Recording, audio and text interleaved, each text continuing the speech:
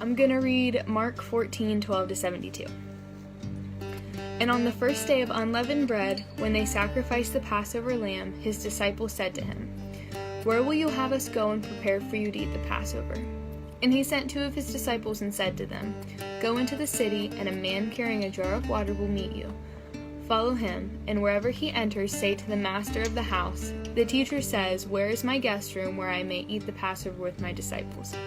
And he will show you a large upper room furnished and ready, there prepared for us."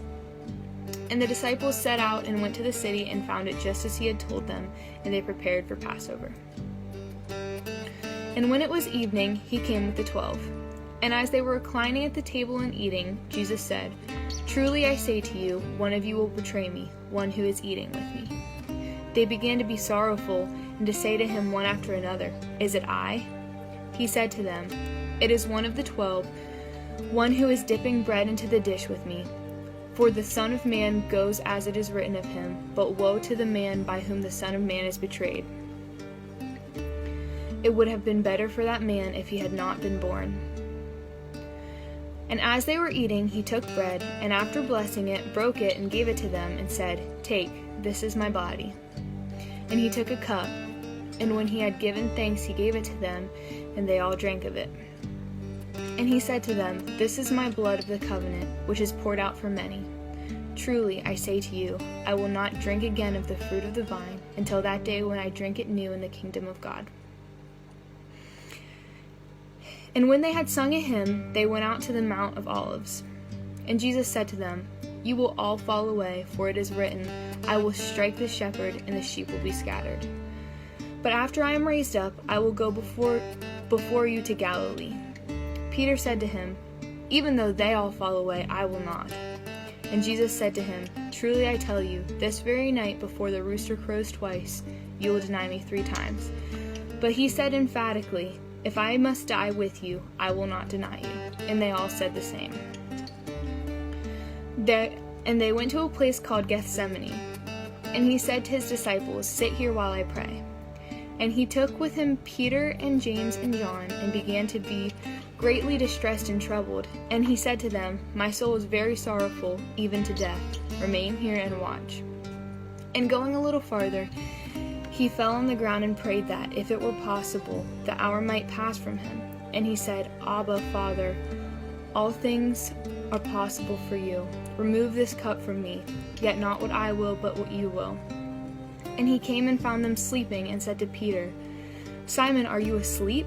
Could you not watch 1 hour? Watch and pray that you may not enter into temptation. The spirit indeed is willing, but the flesh is weak." And again he went away and prayed, saying the same words. And again he came and found them sleeping, for their eyes were very heavy, and they did not know what to answer him. And he came the 3rd time and said to them, "Are you still sleeping and taking your rest? It is enough, the hour has come. The Son of Man is betrayed into the hands of sinners. Rise, let us be going. See, my betrayer is at hand." And immediately while he was still speaking, Judas came, one of the 12, and with him a crowd with swords and clubs from the chief priests and the scribes and the elders. Now the betrayer had given them a sign, saying, "The one I will kiss is the man. Seize him and lead him away under guard." And when he came, he went up to him at once and said, "Rabbi," and kissed him. And they laid hands on him and seized him. But one of those who stood by drew his sword and struck the servant of the high priest and cut off his ear. And Jesus said to them, "Have you come out as against a robber with swords and clubs to capture me?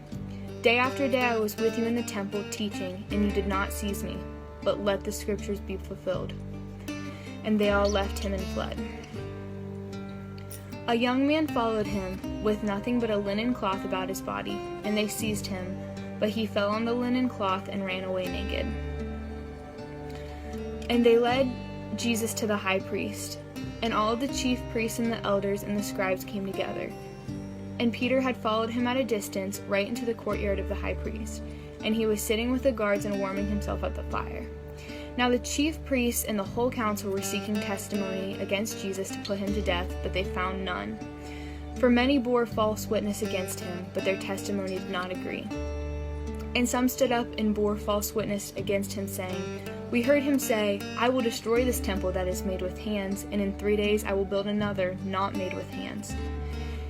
Yet even about this their testimony did not agree.